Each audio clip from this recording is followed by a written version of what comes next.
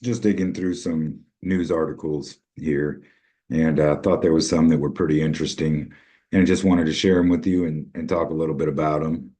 So here in Michigan, there's two packages of firearm regulation bills that passed the House. All right, the Michigan House of Representatives voted to pass two packages of firearm regulation bills on Wednesday. Okay, so these will be headed to the governor's desk, one of them anyway. The other one still has to go through the Senate, I believe. So here's the first bill here. This one's going to the governor's desk. House Bill 4127 and House Bill 4128. So basically, let me click on this here. Basically, what it's saying is you can't carry a firearm within a certain amount of feet. Here we go. And once these bills pass, I'll post them on the website. So a person shall not do any of the following while polls are open on an election day. You can't carry a firearm within 100 feet from any entrance to the building or the polling place. Okay. And on any early voting, this conduct at the early voting site, as described in section 4. Let's see. You can't do an early voting site at from 100 feet from the entrance of that building as well. And this starts 40 days before an election. And this is just a firearm. Okay. Here we read down, or we go down a little bit and read a little more. So we got 40 days before election, it's illegal to carry a gun. 100 feet from any entrance where there's a ballot box or a township, the city townships, the clerk office, any voting station, or even satellite office. Okay. Here's what's being proposed. And so again, this one's being signed, so you can read these bills for yourself. Once the governor signs this one, I'll post it on the website. But for concealed carry holders, this is different. Okay, it says this does not apply to any of the following: a peace officer, a person who possesses a firearm in that person's residence or in that person's private property, or any other person who has permission to possess a firearm in that person's residence or on that private property. Okay, a person carrying a concealed pistol if that person is licensed by this state or another state to carry a concealed pistol. Okay. Subsection 3 does not apply to a person who is lawfully transporting or possessing a firearm in a vehicle. All right. So if you violate this, it's a misdemeanor.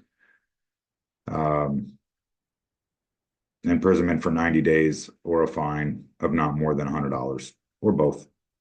All right. So I just thought that was pretty interesting.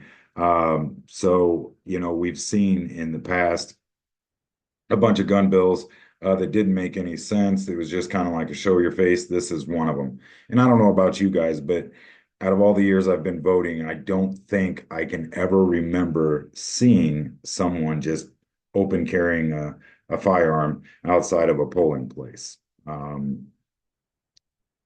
have not seen that. This bill here says pretty much the same thing. It's got a few differences to it, but I'll post up the articles, the links, so you can actually read them yourself. But I thought that was quite interesting. Just another thing to show face, like they're doing something. It doesn't really do anything. It doesn't hurt my feelings that guys can't walk around with guns publicly viewed, for people to see at polling stations, especially since you can still conceal carry. Right. This other set of bill, I'm kind of curious about this, and I don't quite understand why this is even going anywhere.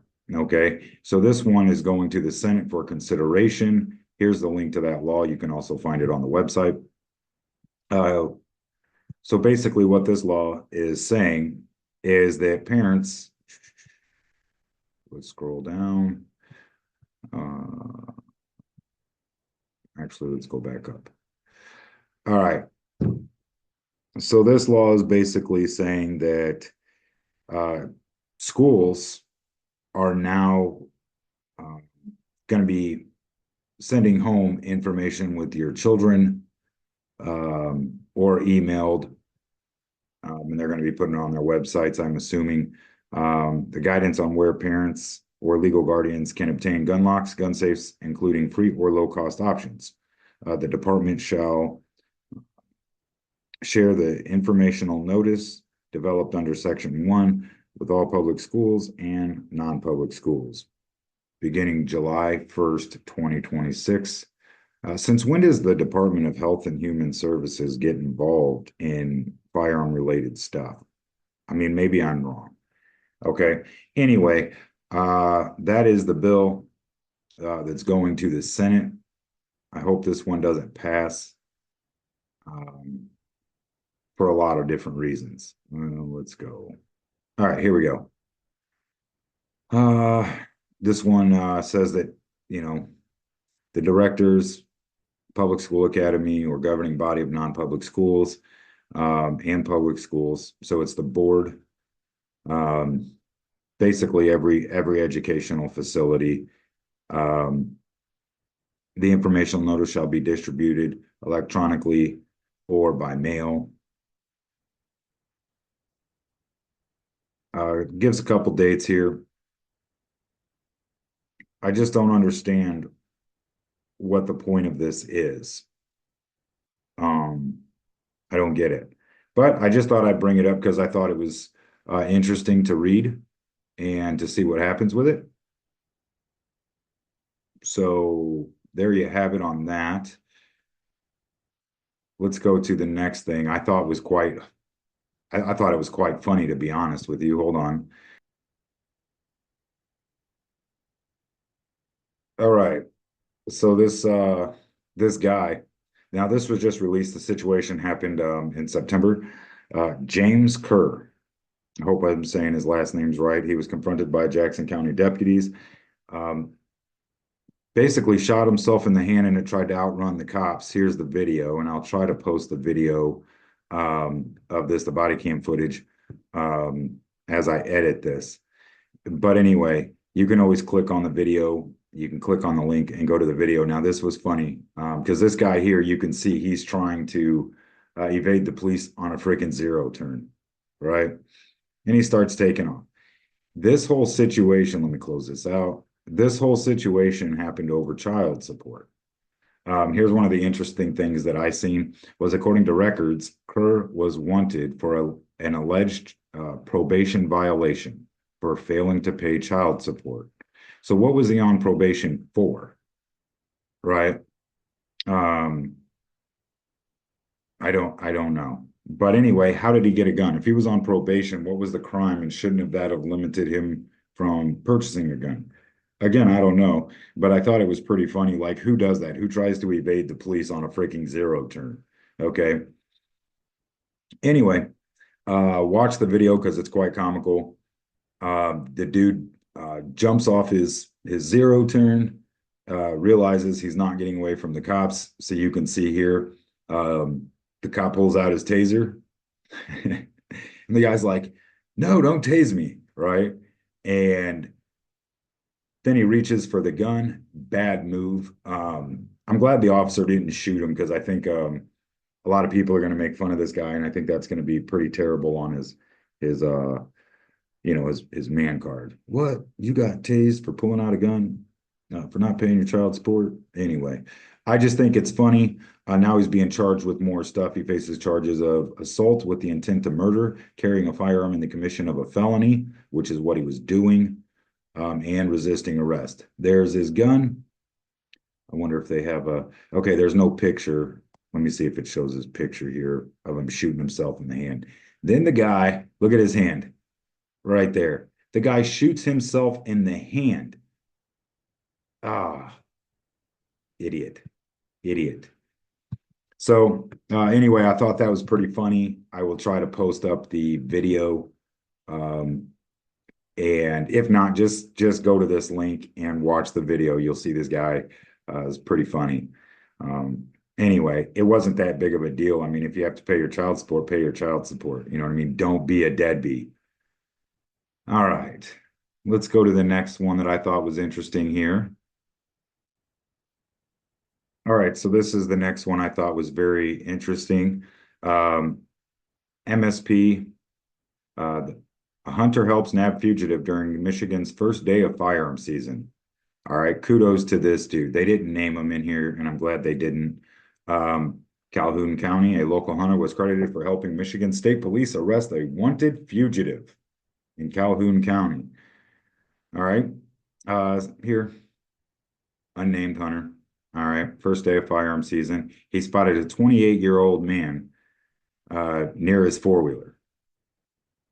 Okay, now I don't know if it was the hunter's four-wheeler or the 28-year-old man's.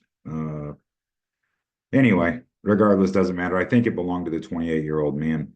According to the hunter, the man was looking suspiciously at the ATV, so we called out to the man and had a brief conversation.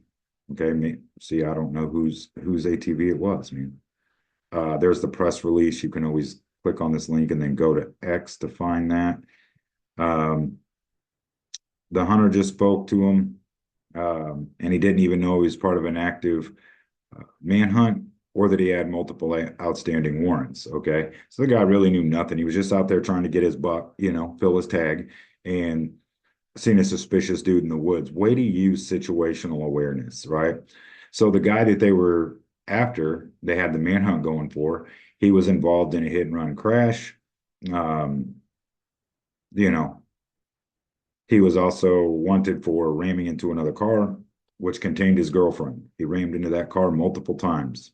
Wonder what that was about. How are you going to ram your girlfriend, dude, in a car, right? As a result, the man broke his car. Okay. Then he ran away in some woods, encountered the hunter, the trooper said. All right. This guy he was arrested on multiple charges and including assault with a vehicle. Huh. Pretty interesting. Kudos to this hunter, though, and I'm glad he was using situational awareness. All right, very important skill to have.